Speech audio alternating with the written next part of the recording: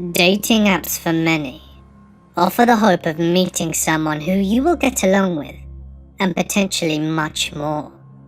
However, as is the case with most things, there are a few out there who spoil it for all of us. So get comfortable and let the darkness take control.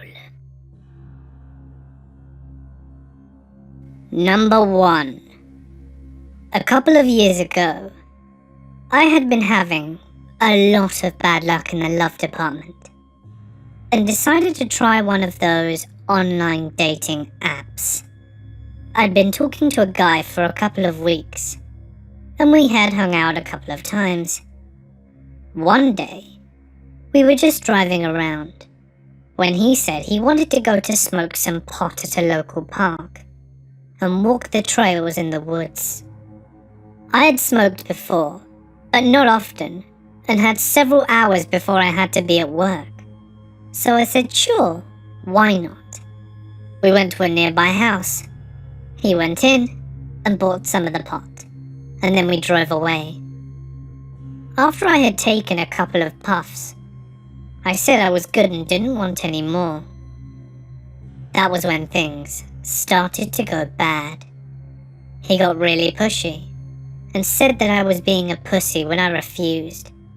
He grabbed the back of my neck and shotgunned a massive cloud of smoke into my lungs. Almost immediately I started to not feel right. As I've said before, I have smoked weed in the past and knew what being high felt like. And this wasn't it. I tried to text message my ex, who was still my best friend at the time. I messaged him, "At the park, something wrong." What was I meant to say? But it was just all jumbled. The whole time this guy is sitting there, asking me pointless and meaningless questions like, "Isn't that tree pretty? What's your favorite ice cream place?" My ex called my phone and started asking me things. "Are you okay? Should I call the police?" I told him I was fine and no, hoping he would hear the panic in my voice, as I was afraid of letting this guy know that I had tried to get help. At that point, the creep got out of the car, walked over to my side and opened the door. He said we should go for a walk and that I would feel better. I got as far as the playground and sat down. There was really no way I was willingly going to go into the woods with this guy. He kept acting like I was just really high and needed to walk it off. But I had never felt like this before. I was freezing and burning at the same time, dizzy beyond belief, and was having problems staying conscious. Just when I thought that there would be no help, a park ranger thankfully drove through the park, and I tried to wave him down. But the guy made it look like we were just waving to be friendly. Then my phone vibrated with a text.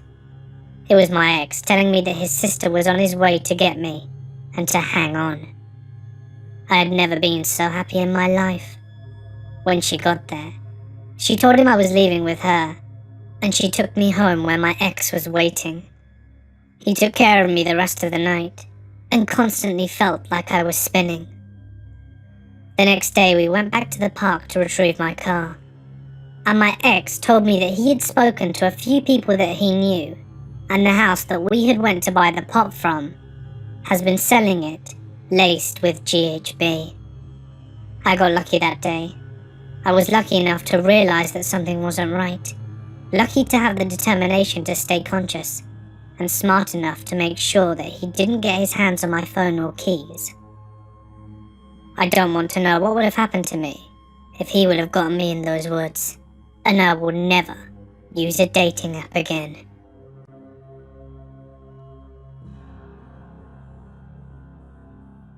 Number 2. I used to date a guy called Norman back in high school. I'm 29 now and have a 9-year-old daughter. So this must have been at least 12 to 13 years ago roughly.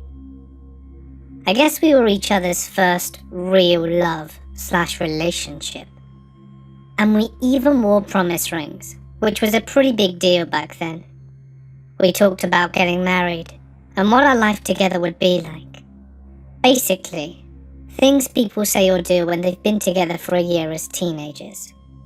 As things go, we began to argue and fell into a cycle of breaking up and getting back together. I was immature and stupid, and I ended up getting together with another guy during one of our breakup periods. It became a messy love triangle situation, and Norman and I finished for good after I chose this other guy. Not my proudest moment, but I was 17 and stupid. Fast forward a few years, I made a Facebook account, and out of curiosity one day, I looked up Norman. We added each other on Facebook, and I messaged him, apologizing for what had happened between us. I was happily married by the time, and had just had my daughter. Norman was a good sport about it, and we remained amicable friends via social media. I really only ever spoke to him to say happy birthday, or randomly comment on a status. Another few years go by, and Norman gets into a relationship with a woman called Marissa. I was happy to see him moving on. My marriage didn't work out, but I was happy with my life and raising my daughter by myself. During Christmas one year, I found an old Polaroid picture of Norman and I that we took during a cabin weekend that we had taken together whilst we were dating. I messaged him and recalled how much fun we'd had. He didn't reply, and this was before those scene stamps. I later found out that I was no longer on his friends list. A few months later, I got a message from Marissa. She basically said that I was a whore and a slut, and that she saw the message I had sent months ago. She told me to never ever contact him again, and that I needed to get over him. She went on to say how a charm bracelet he gave me was nothing compared to what he buys her, and that I was just a cheap shag he had during high school. She said the silver promise rings were bullshit, and that he had bought her a gorgeous golden engagement ring with several diamonds. Well then, I never responded. I got off Facebook not long after for a short period of time, before remaking an entirely new profile, and adding only close friends and family. Over the next few years, I would get ads from people who I didn't know on my social media. I knew it was her, because the first account that I mistakenly added began to send me abusive messages, saying I was a loser and a slut, and an attention-hungry whore, who would never find true love. Afterwards, I never added anyone else I didn't know personally, so I don't know how she kept finding my other accounts. She tried to add me to Instagram, Twitter, and even somehow found out my phone number and tried to add me on WhatsApp. When Snapchat became a thing, I got an ad from a user who had one of my Facebook friends' names as their username, and sent me snaps of whore and bitch in cursive handwriting on paper. I kept blocking her and maintaining no contact, because honestly, there was nothing else I felt I could do. This year I joined a dating app.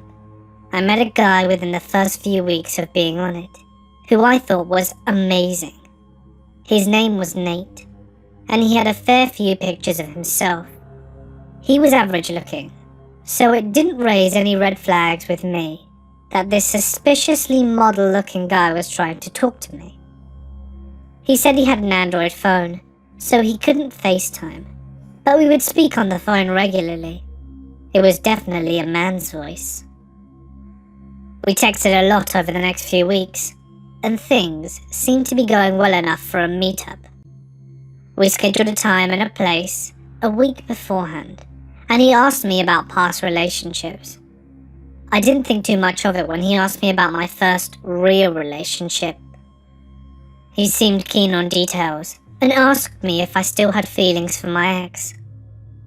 I reassured him that I didn't, but that I also didn't hate him, because I was the one who messed up and he was actually a really good guy. We talked a lot about that relationship, and then he said that he was really looking forward to meeting up with me. We had chosen to meet in an outdoor cafe, because I didn't like the idea of meeting someone at my house without me actually knowing who this person was. I was so excited. It was my first online date in a long time. So imagine my confusion when I saw a woman spot me and smile, and started walking over. I was too shocked to say anything when she sat down, and yes, it was Marissa. She looked so smug and said, "Hey babe," and just kept on smiling, and confessed that it had all been her. At that point, I honestly just wanted to know why. What did I ever do to this chick to get all these reactions from her, and for her to actually invest her time in doing all of this for me? Basically, this is what she told me. Almost 6 years ago now, when she and Norman got together, he told her all about me and our first relationship. She went onto his friends list and saw me there, and then went through all my pictures and posts, trying to see what he saw in me. Then when I messaged him, she confronted him over why I had any pictures of me and him still, and why he needed to have me on Facebook. So he deleted me and promised to never speak to me again.